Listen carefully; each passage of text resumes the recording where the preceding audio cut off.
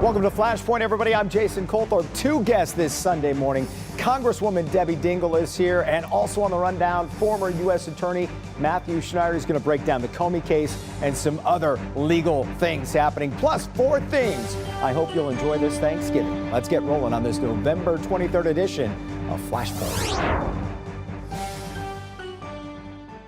Off the top this morning, let's recap some truly stunning moments this week involving President Donald Trump and Senator Slotkin. And in this political climate, for something to actually be stunning, that's saying something.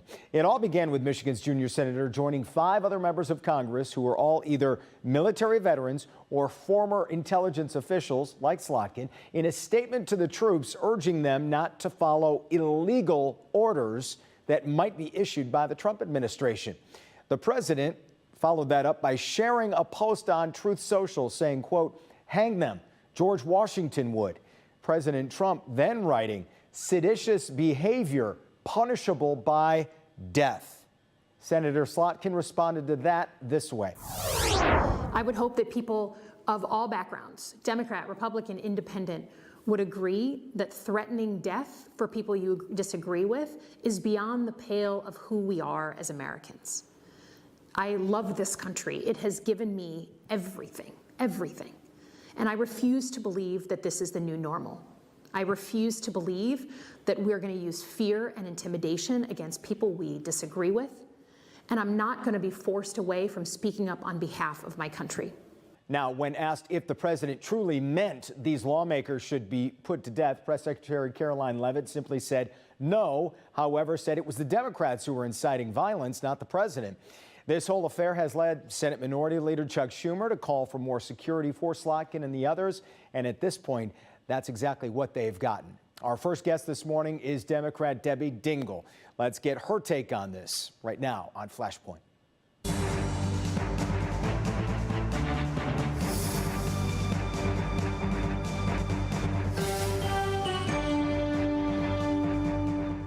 And Congresswoman Debbie Dingell is with us this morning.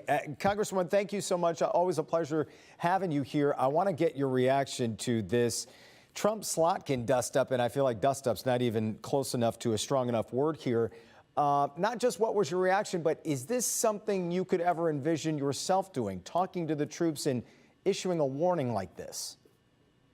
You know, look, I'm not a veteran, and I was not in the CIA. Alyssa's we each have our areas of expertise, and she felt strongly with her fellow veterans that they did that. But I am going to say that I don't think that the President of the United States should be threatening death towards any member of Congress, House or Senate. And having had the President go after me in a very different way, I know what the consequences are, and they can be devastating and chilling. Yeah, and that's right before you came on, we talked about the added security they now all have 24/7, and we've seen political violence recently, so we know these types of threats have huge consequences. I'm going to play devil's advocate though. From the Democrat side, when they come out and stir up, they know this is going to stir up a hornet's nest with the president by saying this is talking to the troops in this way, and we should point out there's a part of what the oath they take. They know they can't follow orders that violate the Constitution. By saying this, is this akin to the president saying, hey, we got to go down to Congress right now and fight like hell on January 6th? Is it different or in that same arena? Look, no, I don't put it in the same arena, because I think the president did encourage people to go to Capitol Hill, and you saw what happened. The country watched it. Quite frankly, the country knew better what was happening around us, because we were, in an undisclosed location without televisions. And I don't think any of us should be encouraging violence at any time or any place. I think these veterans took an oath, served in the military, and they took a course of action that 6 of them agreed upon, and they felt strongly.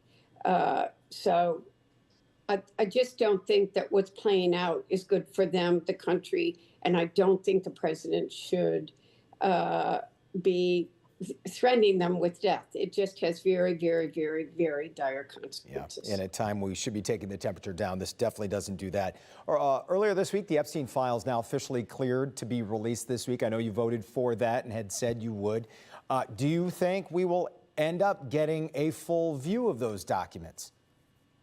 I think that we all need to be a bit skeptical when we are dealing with this government. You know what the vote was. In the House, there was only one Republican that did not vote for it, and in the Senate, it was unanimous. It now lays with and the president has signed it.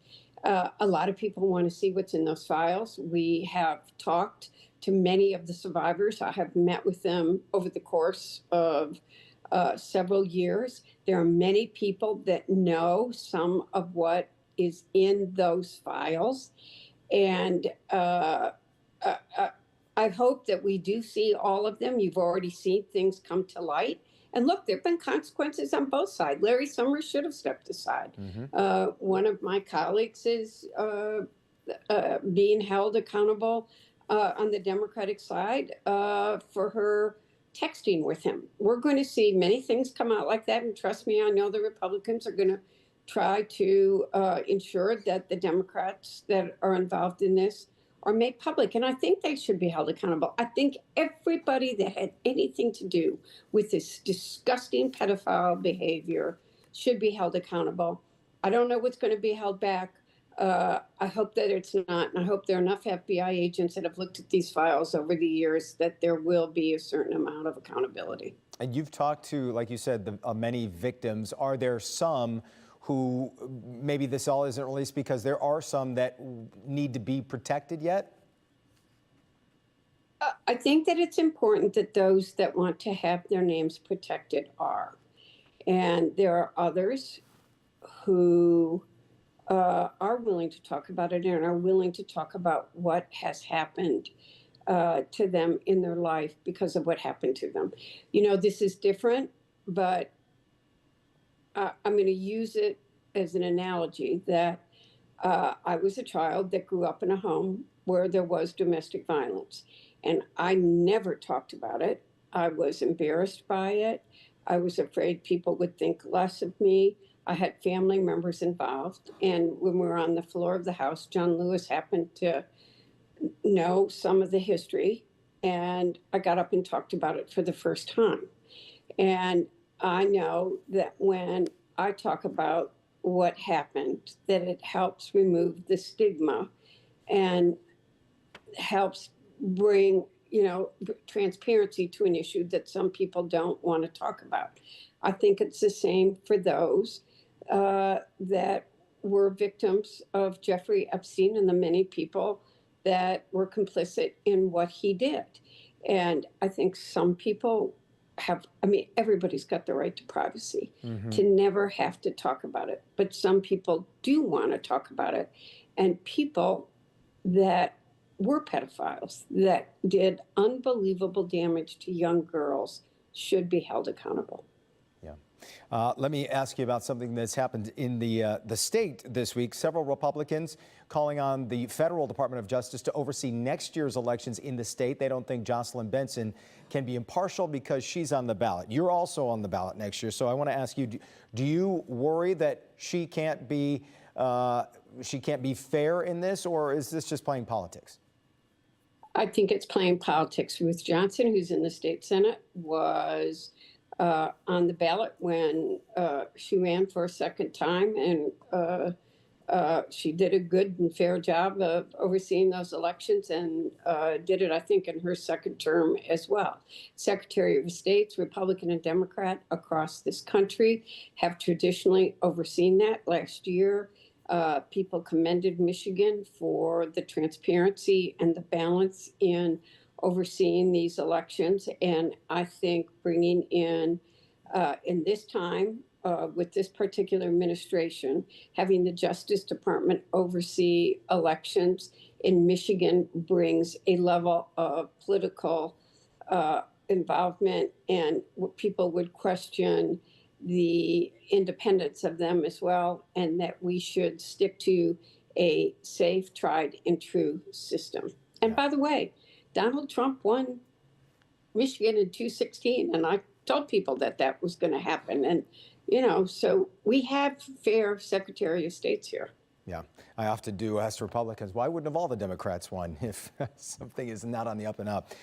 You're going back to Alyssa Slotkin. She and Haley Stevens called for the end of presidential pardons this week. Do you agree with that? I need to study that issue much more. I'm very worried about the kinds of pardons that we're seeing coming out of this current White House.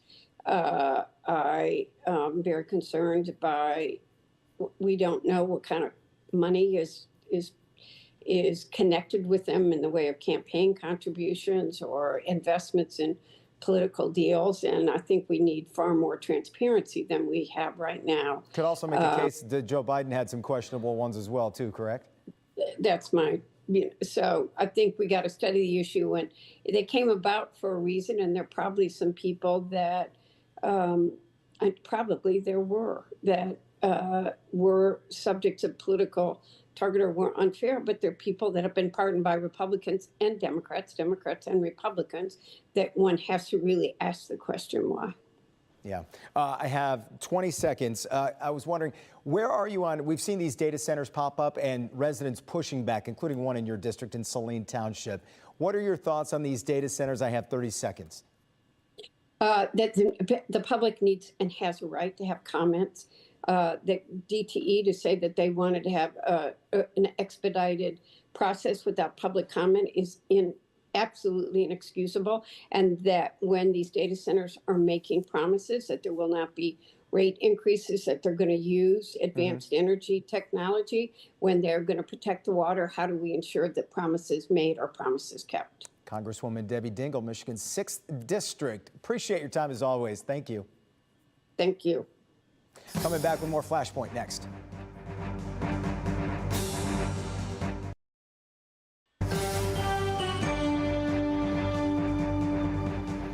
Back here on Flashpoint with former U.S. Attorney Matthew Schneider. Great to see you again. Thanks for having me back. Some legal things happening this week. We definitely want to talk to you. And I want to immediately get your take on the James Comey case, which is obviously in the news. And I want to recap a couple things that happened this week. A lot has happened this week, which we're going to talk about. Monday, a judge ordering the prosecution, which is led by Lindsay Halligan, who's never been a prosecutor before, to hand over records to the grand jury in these perjury proceedings against James Comey. Now, the judge in this case cited government misconduct. These are his words, fundamental misstatements that could compromise the integrity of the case.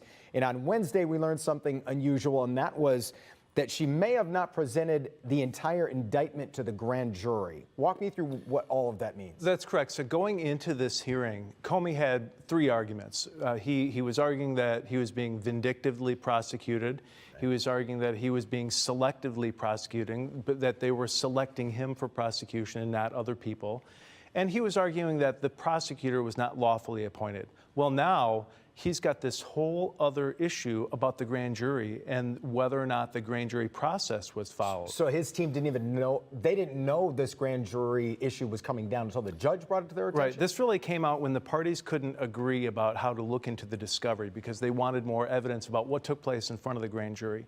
And the judge said, well, I will review the grand jury transcripts and I'll listen to the recordings myself.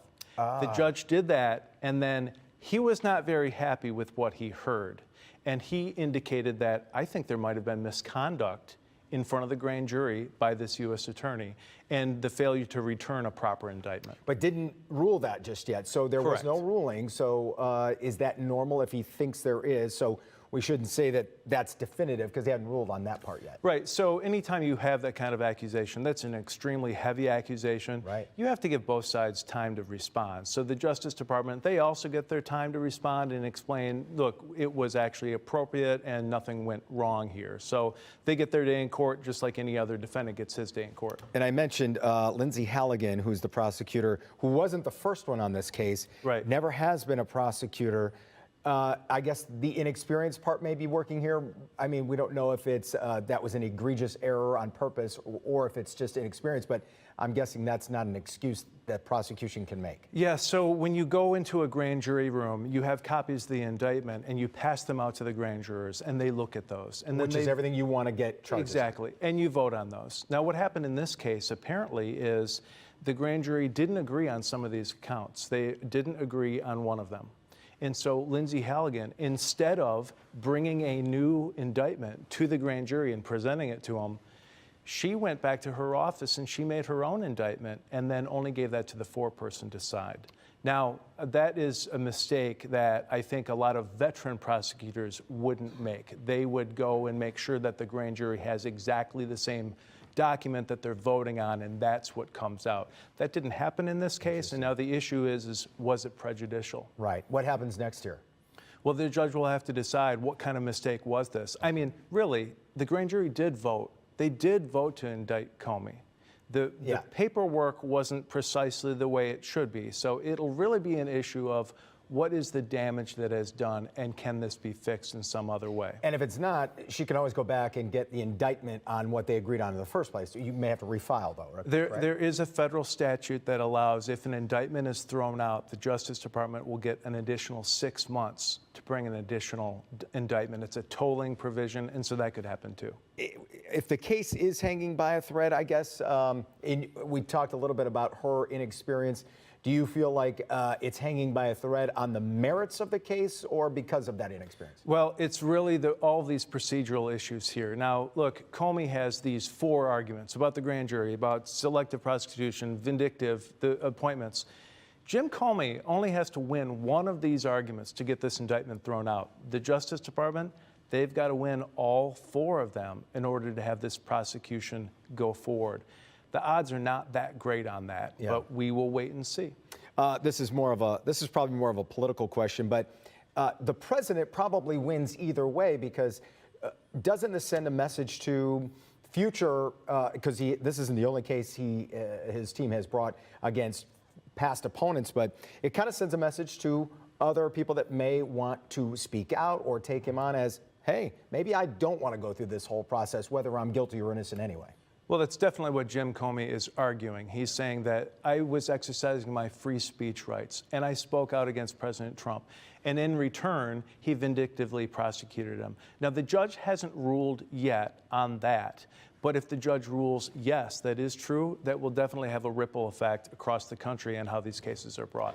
Let me get to a couple other cases that have been making news recently. There's one before the Supreme Court on behalf of the president. This is a challenge to the tariffs. Yes. And we heard that this one might get actually fast-tracked by the justices. So I'm glad you're here to talk about this one.